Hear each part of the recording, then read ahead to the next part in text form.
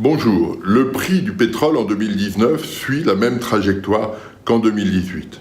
Depuis le week-end dernier, il est même passé au-delà de la moyenne observée en 2018. Celle-ci était de 71,7 $ le baril.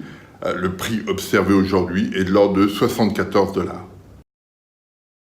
La demande reste soutenue, tirant les prix à la hausse.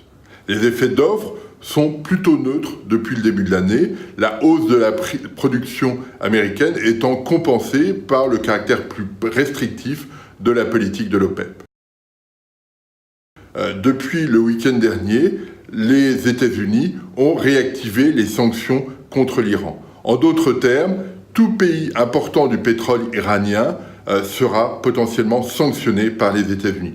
Cela concerne la Chine, le Japon, l'Inde et quelques autres pays.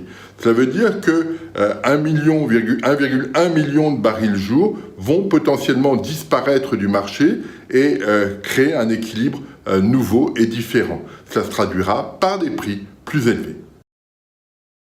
Plusieurs points. Le premier est que la hausse du prix de l'énergie va se traduire par une hausse du prix de l'essence.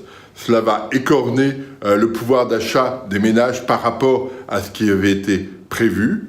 Dans le cas spécifique de la France, cela réactive et cela remet au centre du jeu les problématiques qui avaient été posées à l'automne dernier, qui avaient été au cœur du démarrage des troubles sociaux.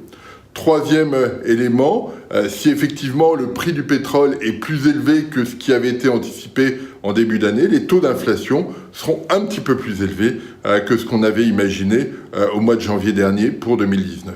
Et dernier point, les tensions entre la Chine et les États-Unis vont être réactivées par ce phénomène pétrolier. On sait qu'il y a déjà un bras de fer entre les deux pays. Ce bras de fer va être accentué par cette question pétrolière, rendant la crise internationale entre ces deux pays plus persistante avec un impact négatif pour tout le monde.